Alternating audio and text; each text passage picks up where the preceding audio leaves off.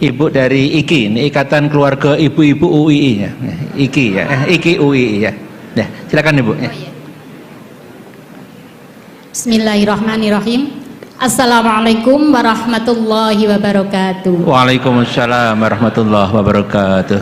Perkenalkan, kami dari anggota IKI UII, istri dari Bapak Muntoha, dosen Fakultas Hukum UII.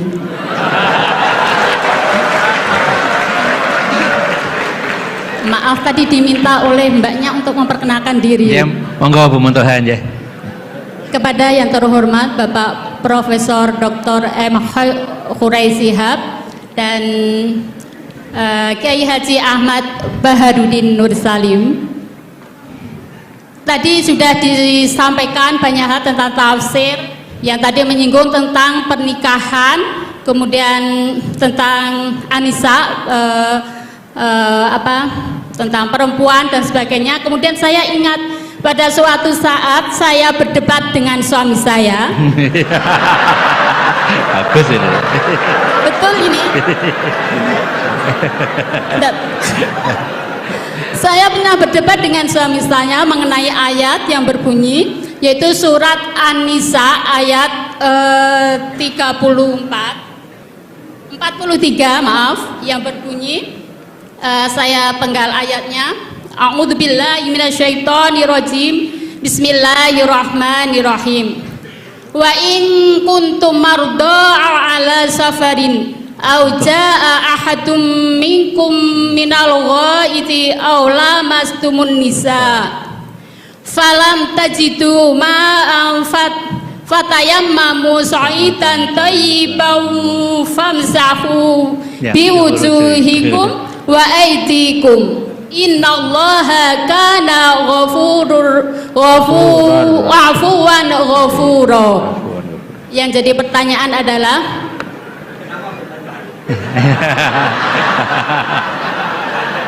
ya, sampai hampir bertengkar karena ayat tentang ayat yang berbunyi aula mastumun nisa. Oke, aula mastumun nisa. Di sini kami teringat dulu waktu masih kuliah di IAIN, pelajaran usul fikih, yang mana dosen saya almarhum beliau sudah Pak Nur Madawam, beliau menerangkan tentang arti dari aula mastumun nisa, di mana beliau sebenarnya tidak bisa memberikan jawaban yang pasti. Hanya beliau menyampaikan perbedaan pendapat dari kata aula mastumun nisa, yaitu ada dua mazhab. Yang satunya berpendapat bahwa aula mastumun nisa itu artinya adalah menyentuh, dan mazhab yang satunya saya lupa mazhab apa, itu maknanya adalah berhubungan suami istri. Nah, pada suatu saat saya berdebat dengan suami, yang mana untuk memastikan sebenarnya makna dari aula mastumun nisa itu apa. Kemudian suami saya bersikuku bahwa aula mastumun nisa, makna dari menyentuh itu adalah menyentuh kulit. Nah, kemudian saya bersikuku bahwa makna dari aula mastumun nisa itu adalah berhubungan. Nah, setelah hari berikutnya suami saya goda.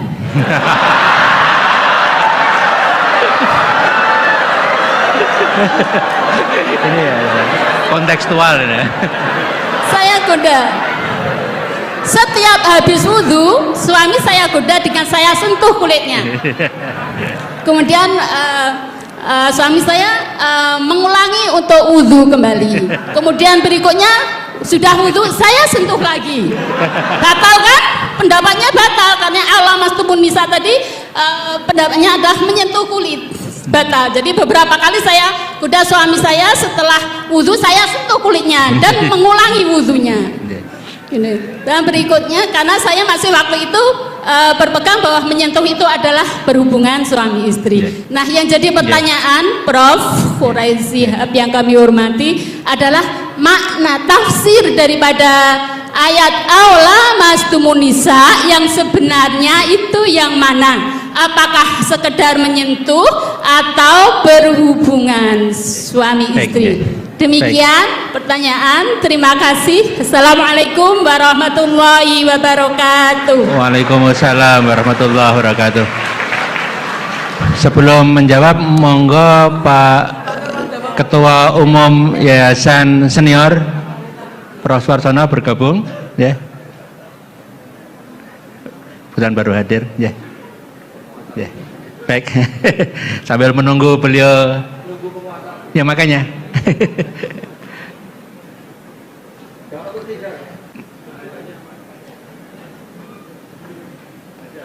Ya, ya. Ya, ini biar nunggu masuk dulu ya. Ya. Baik, Ibu Bapak, tampaknya dua penanya dulu.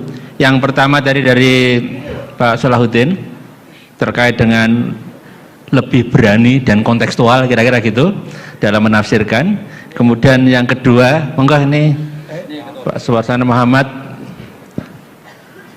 Ketua Umum Pengurus Senior, Pak Kures, ya. Ya. Ya, ya. Kemudian yang kedua, pertanyaan dari Bu Muntoha terkait dengan tafsir Aula Mastumun Nisa. Ya, yang mungkin yang pertama, yang kedua Gus dulu ya, monggo Gus. Yang kedua loh ya. Ya, yang kedua.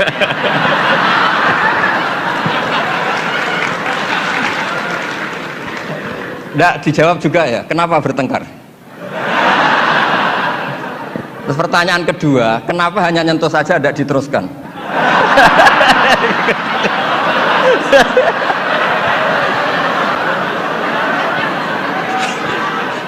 Nah, dikasih mic. Ya satu ya, pertanyaannya kenapa bertengkar?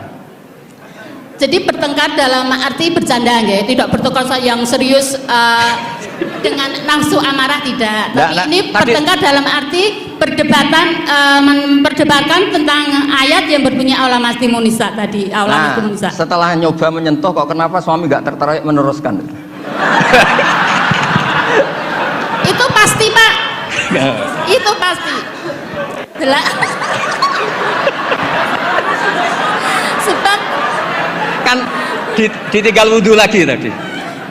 Sebab waktu sholat, waktu untuk mengerjakan sholat, dan saya sengaja menggoda suami karena berpendapat bahwa menyentuh itu adalah menyentuh kulit. Hanya menyentuh kulit adalah batal wudhu. Nah, makanya beberapa kali saya goda. Kalau nanti pertanyaan Gus Baha dilanjutkan.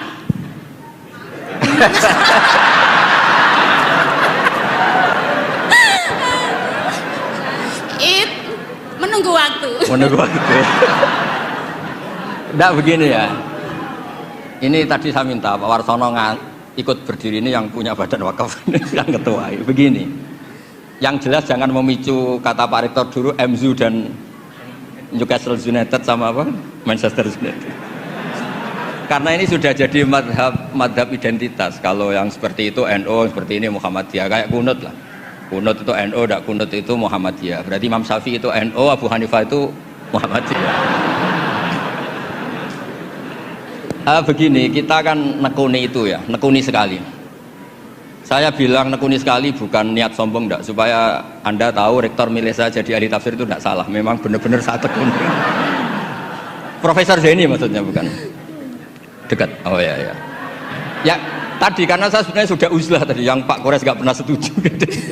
Begini ya, dalam kitab Ahkamul Quran yang ditulis Imam Baihaqi meriwayatkan makalah-makalah Imam Syafi'i, beliau jelas ngendikan lamisa dari mulamasah. Mulamasah itu nyentuh.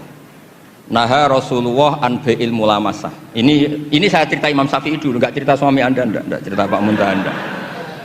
Naha Rasulullah an bai'il mulamasah. Nabi itu menyegah, melarang jual beli yang hanya unsur disentuh, kemudian itu pengganti kata luzum. Kali sudah disentuh berarti oke. Sehingga beliau yakin seyakin-yakinnya kalau mulamasah terusan al-jassu bil yad, memang menyentuh. Nah, satu-satunya riwayat yang populer itu adalah Ibnu Abbas. Ibnu Abbas mengartikan awala mastumun nisa itu au jama'tumun nisa, memang sampai hubungan suami istri. Berarti Anda Ibnu Abbas, suami Anda Imam Syafi'i. Nah, Kiai Jawa itu paling pinter ngerekayasa hukum. Kiai NU itu kalau keseharian kalau tersentuh istrinya memang wudhu. Kalau banget diteruskan, cantik banget diteruskan. Saya ulang lagi ya, Kiai NU kalau disentuh istrinya wudhu. Kalau cantik banget diteruskan. Nggak nyindir, ini cerita aja gitu. Pengalaman Gus Ba. Ya, alhamdulillah berarti cantik banget. Nah, tapi kan madhab Syafi'i itu ada problem, yaitu beliau meyakini dan hampir semua ulama meyakini kalau tawaf itu harus suci. Dan kalau berdesaan di Ka'bah, zahmah itu kan pasti kesentuh perempuan. Nah, di bab ini KBIH memberi saran, sudahlah di bab ini intikal madhab, kamu kesentuh perempuan atau sebaliknya tidak batal. Tapi di kehidupan sehari-hari memang perasaannya orang-orang Syafi'i, sebenarnya itu orang Syafi'i bukan orang NU, tapi sudah diambil alih NU. Sampai ketahuan Pak Quraisy itu kalau di kampung-kampung, enggak Sayyidina NU, enggak Sayyidina ya Muhammadiyah. Kalau kunut, padahal kita yang nekuni madhab tidak ada seperti itu, ini Syafi'i, ini Maliki ini. Nah, tapi jangan juga nanti terus beralih, ini madhabnya Pak Muntaha, ini madhabnya istrinya. Wah, malah ada pendiri madhab baru nanti dalam Islam. Ya, jadi konflik Anda, berdebat Anda bagus lah. Jadi kesannya UI itu di rumah pun ilmiah gitu. Jangan sampai debat begini, itu gaji kamu di UI hanya sekian, tuntut Pak Warsono, jangan gitu. Itu kan tidak ilmiah. Alhamdulillah lah, itu bagus ya. Teruskan saja debatnya. Ya jelas ya, memang begitu riwayatnya begitu. Ya Anda nanti terserah. Kalau dalam ilmu tasawuf, madhab itu gampang. Kamu yakin tidak ketemu Allah dengan pendapat itu? Madhabun al-qawwahabi, kalau dalam ulama, hadza madhabi al-qawwahabi. Ini pendapat saya yang sampai ketemu Allah itu saya siap. Makanya saya ini bukan sok-sokan ini mengatur di depan Pak Quraisy, saya tidak mungkin bohong. Saya itu jadi kiai besar itu susah dan sungkan. Karena terus dihormati, disubyo-subyo. Jangan-jangan ini bagian duniawi. Sehingga saya kalau di rumah, tanya istri saya, keluarga saya. Kalau di rumah itu saya sering jenguk kiai-kiai madi, ini kiai kampung. Ini sebagai kafaro saya, jangan-jangan saya kenal rektor UI itu bangga, kenal ketua badan wakaf bangga. Sehingga ini urusannya hanya bangga-bangganan, keren-kerenan. Sampai segitu tradisi di keluarga saya ini, karena ya memang itu tradisi. Dulu itu namanya Imam Syafi'i itu top terkenal, tapi punya mitra debat itu namanya Syaiban Ar-Ra'i. Itu pengembala kambing miskin. Suatu saat Imam Syafi'i jenguk ke Syaiban Ar-Ra'i ini, tanya, menurut kamu zakat itu wajib pada siapa? Kata Syaiban Ar-Ra'i, menurut kamu apa menurut saya? Ya menurut kamu, saya tanya kamu ya menurut kamu. Ala kulli ghaniyin wa faqirin. Zakat itu wajib bagi orang kaya dan orang fakir. Loh kenapa? Masa orang fakir sudah miskin wajib zakat? Memangnya orang fakir hartanya bersih semua? Enggak kan? Saya memberi contoh itu nyuwun sewu, tambahannya menyinggung. Di kampung saya itu kan kalau ada acara misalnya haul atau pengajian atau apa. Gak mungkin kan di UI tak contohkan acara apa gitu yang pakaiannya serono kan, gak mungkin misalnya acara-acara apa. Itu orang yang hanya beli rafia, ngerti itu sama rafia? Apa bahasa Indonesia rafia itu? Pokoknya rafia. Itu lapangan tuh gak jelas milik siapa. Yang pertama masang rafia itu yang paling berhak menerima apa? Parkir. Dan akhirnya ya dapat uang. Coba itu atas nama fikih itu sah apa enggak? Itu kalau atas nama orang fikir, yang fikir enggak dia tok. Kalau atas nama tamaluk, apa dia memiliki itu, milik orang banyak. Itu banyak tukang parkir yang di kampung saya terus tanya, iya Gus bener jenengan, kita yang tukang parkir itu nanti trotoar juga gitu, hanya modal rafia terus dia berhak. Artinya apa? Rezeki orang miskin juga banyak yang masalah kalau nggak dizakati itu. Terus Imam Syafi'i tertawa-tawa. Ya tertawa-tawa artinya terjadi madhab bersama. Negara hanya mewajibkan zakat sama orang kaya, karena itu yang harus dituntut kalau udah zakat. Tapi orang miskin silahkan, yang merasa rezekinya juga macam-macam itu juga harus zakat, karena zakat itu filosofinya itu kan tathhirul mal, mensucikan harta. Dan kita tadi wong nggak ikut punya lapangan, nggak ikut punya trotoar, hanya modal rafia, terus kita yang berhak, orang lain tidak berhak, padahal orang lain ini bisa lebih miskin ketimbang kita. Nah itu pentingnya debat, itu lebih mutu timbang debatnya suami Anda dan Anda ini, Syaiban Ar-Ra'i.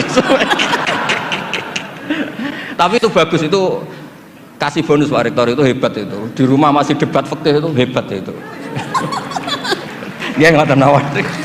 Terima kasih.